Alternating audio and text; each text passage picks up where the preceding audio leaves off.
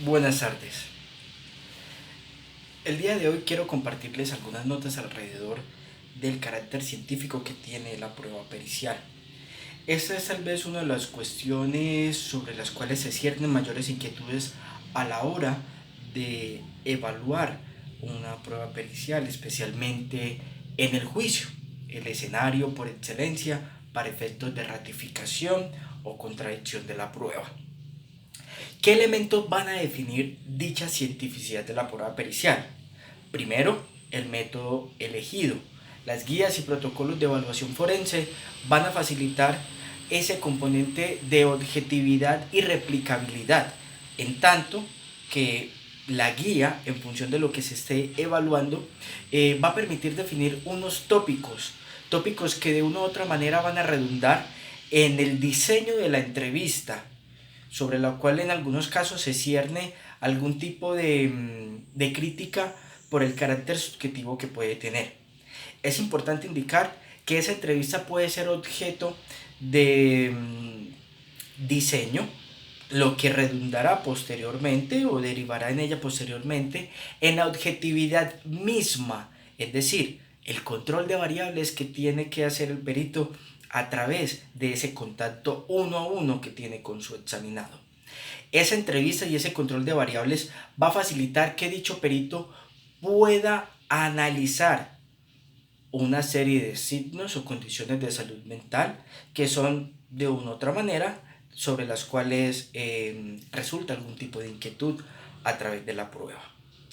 Por otro lado, otro elemento sobre el cual el perito puede de una u otra manera apoyarse para efectos de dar mayor rigor científico a su dictamen es a través del uso de instrumentos de evaluación psicológica.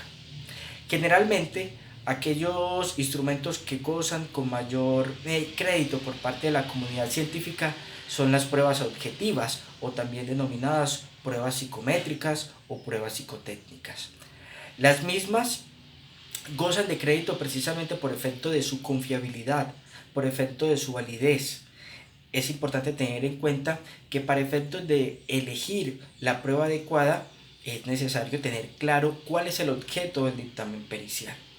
En la medida que yo elijo una prueba, la misma debe ajustarse adecuadamente a ese fenómeno que estoy intentando valorar.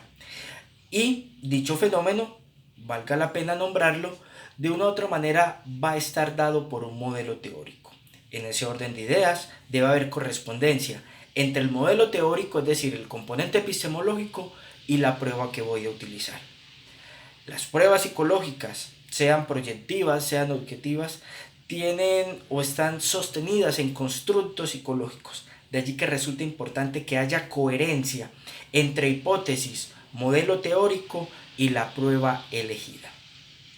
Otro elemento que me va a permitir establecer si en efecto el instrumento elegido es el adecuado son sus propiedades psicométricas, los alfas de Kappa, los alfas de Cronbach, que van de una u otra manera a permitirnos comprender hasta dónde las propiedades psicométricas de la prueba son adecuadas.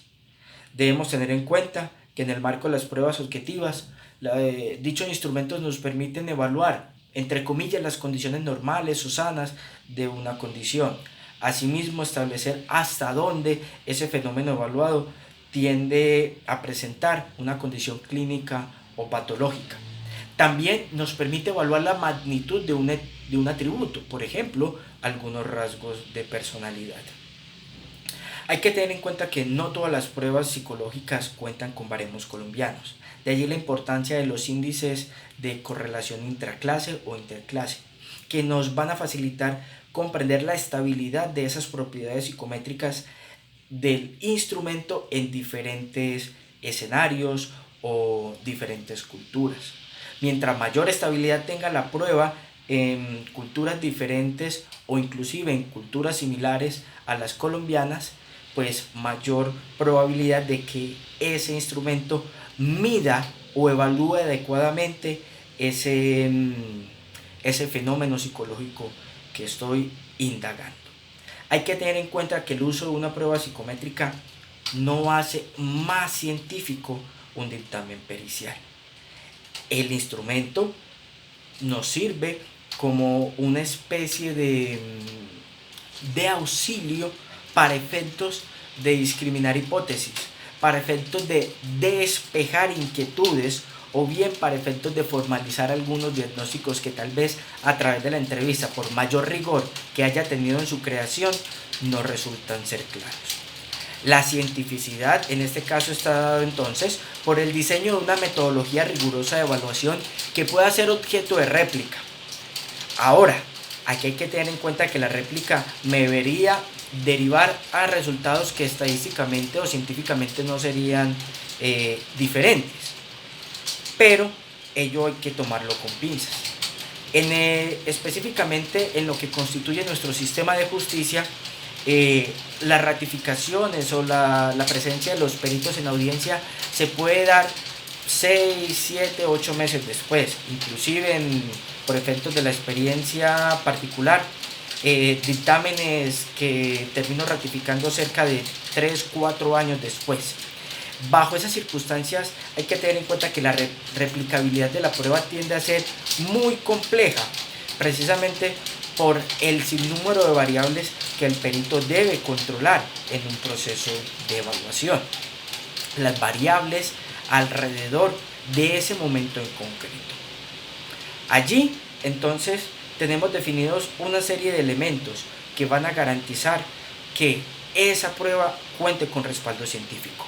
Método riguroso, diseño de un proceso de evaluación a través de la entrevista, medio idóneo y reconocido por la comunidad científica para la evaluación en salud mental, uso de instrumentos que cuenten con la validez suficiente y además que tengan propiedades psicométricas adecuadas.